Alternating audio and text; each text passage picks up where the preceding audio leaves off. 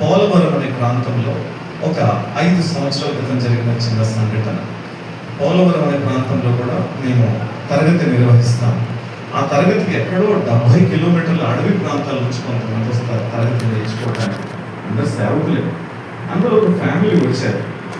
ఆ ఫ్యామిలీ అక్కడికి వచ్చిన తర్వాత తరగతి అయిపోయిన తర్వాత అందరూ వెళ్ళిపోతూ ఉన్నారు. ఆ ఫ్యామిలీ అక్కడ ఉండిపోయింది. నేను అడిగాను, ఏమో మీరు వెళ్ళరా అంటే, మాకు ట్రావెల్ లేదండి అన్నారు. మరి వచ్చేటప్పుడు ఎలా వచ్చారా అని అడిగాను. వాళ్ళు ఏం చెప్పారు తెలుసా? బక్క బండార్ల కూడా అనే ప్రాంతం నుండి తరగతి వినటానికి వాళ్ళు వండుకునే వంట పాత్రలు తాకట్టు పెట్టి వచ్చారంట. 100 రూపాయలు. 5-6 సంవత్సరాల క్రితం సంఘటన. 100 రూపాయల కోసం వంట పాత్రల్ని తాకట్టు పెట్టి వాక్యం నేర్చుకోవడానికి వచ్చారు.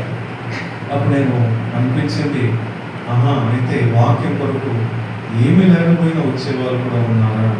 అది నా మదిలో ఉండిపోయి నేను అయ్యగారిని రిక్వెస్ట్ చేశాను. వారు చెప్పలేదు, వాళ్ళు ఇవ్వలేదు, నేనే అయ్యా నాకు తోచినంత జస్ట్ వాళ్ళు కలిగి ఉన్న వాళ్ళైతే దేవునికి స్తోత్రం, కలిగి లేకపోయినా కానీ చిన్న ట్రావెల్ ఇద్దామయ్యాను, మనవి చేశాను.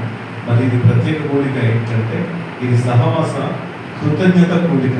ఒకసారి టైటిల్ మనం ఒకసారి వెళ్దాం, టైటిల్ ఒకసారి చదువుతాం. వాక్యం, మనము నిశ్చలమైన రాజ్యము పొంది ఆ కృపను, ఏ కృప? బైబిల్ గ్రంథంలో 9 రకాల కృపలు ఉన్నాయి. సో వాటి గురించి కాదు, ఏ కృప కోసం మనం తర్వాత మాట్లాడదాం. ఆ కృప కలిగి వినయ భయభక్తులతో దేవునికి ప్రీతికరమైన సేవ చేయడం పెట్టి ఉభయ గోదావరి జిల్లాలలో 20 సంవత్సరాల సేవా దినాలను పూర్తి చేసుకున్నట్టు కృతజ్ఞతగా ఉభయ గోదావరి జిల్లాల సేవకుల సహవాస కృతజ్ఞత కూడిక ఇక్కడ కింద నేను రాశానంటే, గత 20 ఏళ్ళుగా విజయోపములలో వెలుగుతట్టిన దైవజనులకు కృతజ్ఞతగా ఇంకా 2 కుటుంబాలు ఈరోజు నేను గౌరవించాల్సిన వాడు ఉన్నాను. వాళ్ళైనా కాదు, ఈ యొక్క సేవా పరంపరలో సేవా పనులు సహకరించిన ప్రతి వాళ్ళకి నేను ఎదగడానికి ప్రోత్సహించిన వాళ్ళు ఎంత ఇంపార్టెంటో నా శత్రువులు అంతకంటే ఎక్కువ ఇంపార్టెంట్.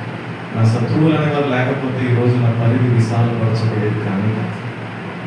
కాబట్టి శత్రువు మన జీవితంలో ఎదగటానికి అత్యంత విలువైన ఒక పాత్ర.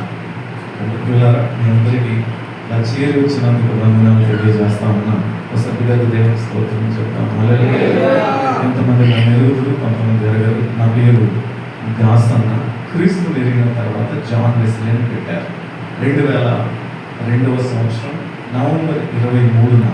Then I was 16 years old. అప్పుడు నాకు 16 ఏళ్ళు. కుటుంబ పరిస్థితి తాగలేక ఆత్మహత్య చేసుకో